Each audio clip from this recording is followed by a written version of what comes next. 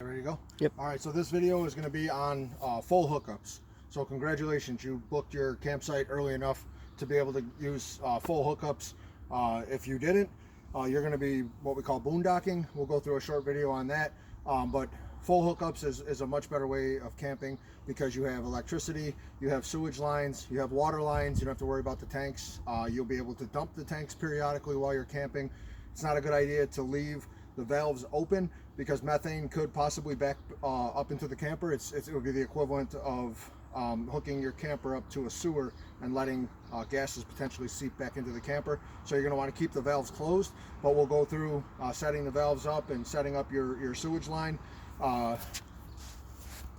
So what first thing we're going to do is you're going to find your sewer lines. Here, go grab the Sidewinder for the sewer line from under the bed, and I'll walk through this with the video.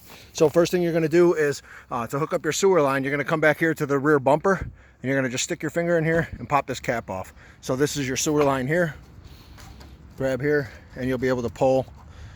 A little bit of a tight fit, but you'll be able to pull the line out. And there is actually 20 feet of line in this bumper. Each hose is 10 foot. There's two separate hoses. So we're just going to pull one hose out at this point because it's all we need for the purposes of this demonstration. Now this is an accordion style hose, so it stretches. You don't have to have it compressed. Obviously it's more rigid if it's compressed, and it will lay a little flatter, a little better for you, but it doesn't need to be compressed if you need to stretch it out to reach the sewer line that is offered at the campground. Okay, got this? Yep. All right, so you see this end here is the end that we're connecting to the camper. The other end has pins, this end has hooks. We're using the hook end to connect to the camper. So we're just twisting this cap off, just twist off, and we're gonna pull it away. A little bit of gray water coming out of there from the drains. That's not sewage. This is the gray water from the showers. So we're using the hook ends. We're gonna hook on here, and we are going to go until it clicks. Okay. Once it clicks, we're all hooked up. I'll show you how to hook the other end up here in a minute. But it's very important that you leave these valves closed when you're disconnecting or connecting, otherwise you're going to have a bunch of stuff pouring out of here. We had a little bit of water there. Last thing I did was drain the shower, so it was maybe a little residual water from when I disconnected everything. So you'll have two gray water tanks on this camper. The front or galley gray water tank works off of the kitchen, so that's just the kitchen drain. So really it's just soapy water. The second gray water tank is going to be the back, and on the control panel it's just labeled gray. So you'll have galley and gray. Galley's kitchen, gray is the tub and the sink, again soapy water. The middle one is the one that you're going to want to be careful with. That's your black water, in other words your sewage. So that's going to be anything that goes into the toilet is going to go into your black water tank, and it's going to be this lever right back here. So it's the big black lever here. It's the 4-inch pipe coming down that ties into this. So little tip for taking this all apart. I will allow the gray water to build up over the last day or two of camping. Let the tanks get close to full, and you can check on the control panel. You can push the button and it will light up 1, 2, 3, or 4 lights telling you how full the tank is. I will let those tanks fill up a little bit. When it's time to shut everything, I flush everything every 2 days while we're camping. If we're showering a lot, then I'll flush the shower more frequently than every other day. But the sewage one I do every other day. So time to pack up and leave.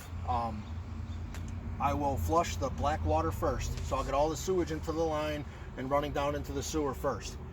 And then I will close it. You never want to have the black and the gray waters open at the same time because you don't want to push that into the gray tanks. But I will open the black line, let all the sewage fill the hose, and then when I'm all done and I can see the elbow at the end, no more water or anything else is coming out, no more waste is coming out, then I'll come up here and I'll close the black and I'll open both my grays, and that will pour soapy water into the line, gallons of soapy water into the line all at the same time, which will flush anything that's still left in the line all the way down to the elbow and flush it out, and it will actually flush the hose for me when I disconnect it. Now obviously you need to wash your hands because there's it's not going to clean the hose for you. It's just flushing the sewage out of the hose. It is still a sewage line. So make sure you're washing your hands as soon as you're done with this. But so that's our hookup to the camper here. Then you have, this will be under the bed in the front storage area. This is called the sidewinder. So you'll take this off right here, and we will run it to put a pitch on the hose. You'll see that some campgrounds you'll need this. Some campgrounds you can lay the pipe right on the ground and into the hole, and it's not going to matter. But a campground we were at last weekend, we would have been in trouble if we didn't have this, because over here was a 4x4, so everything would have filled the hose, and then the hose would have went like this over the 4x4. But because we had the sidewinder, we were able to line it up just like this over to the sewer line, and it dumps into the sewer line. Now what you need on this end is an elbow into the sewer line. It will be in this tote under the bed in the storage compartment in the front of the camper. It has to be in this tote, so when you're done, please put it back in this tote. I don't want this elbow bouncing around up there and touching everything, because you know, human waste is going through it. So put it in the tote, keep it sealed up, and then we don't have to worry about it. Now, depending on the size of the pipe, some campgrounds will have no threads.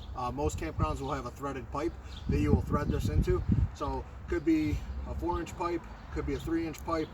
I'm not really sure what the middle one is, but you've got a 4-inch here and a 3-inch here, I believe. Maybe that's a 5-inch, 4-inch, and 3-inch. But you'll drop it down into the female end of the PVC pipe usually. Sometimes it's metal, but usually PVC, and you'll just thread it in. Just screw it in until you're good. Once you're screwed in, you'll take this end and you'll click it into place, and then that's it. So you're draining everything. You'll be able to see your water going through here. You'll be able to tell when all the water is done seeping through here. When it's time to disconnect, this is the last thing I take off.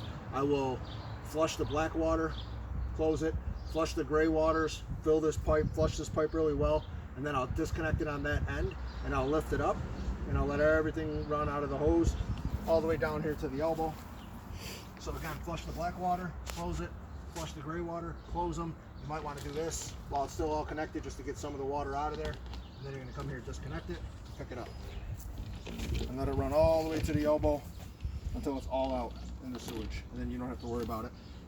And then, like I said earlier, I highly recommend that you wash your hands because of what has been in these pipes, these hoses. So that's the sewage. The other two that we're going to talk about really quick are electric and water. So your water line is right here.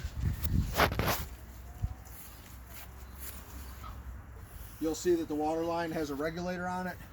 You have to use this regulator, okay? Do not hook a water line up to this camper without a regulator because it can put uneven pressure on the PEX lines, which can blow the lines out and cause damage to the trailer, both out here and inside the trailer, because the lines are running the walls and the floor. So this is your city water hookup.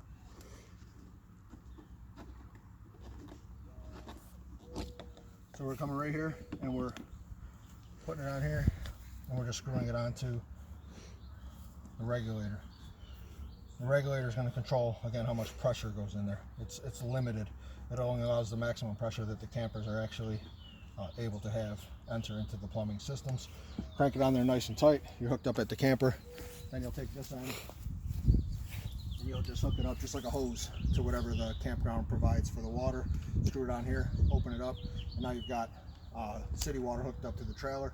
What you have to keep in mind is that you cannot run the pump and the city water at the same time. If you leave the pump turned on at the control panel and you run city water at the same time, you're probably going to damage the pump because there's already pressure coming from the city water.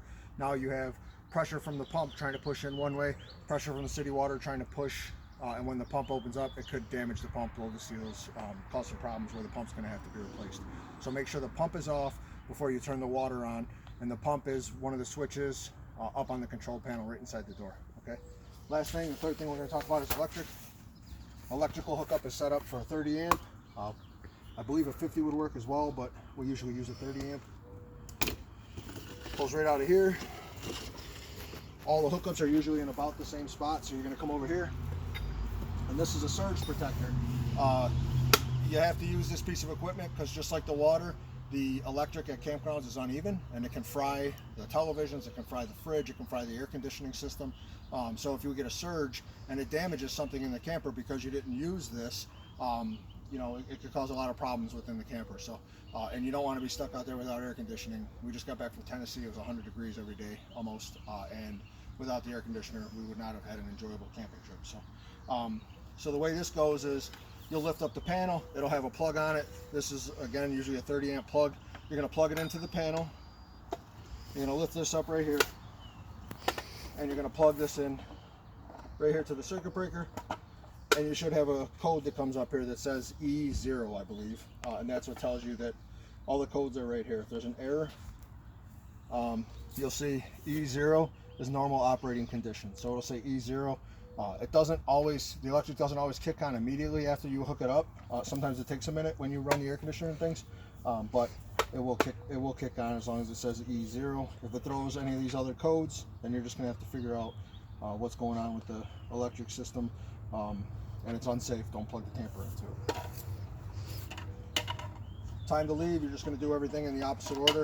Flush the electrical, or flush the sewage, pull the electrical, pull the line, the water line over there, and just make sure you cap everything off. Really, that's it for the full hookups.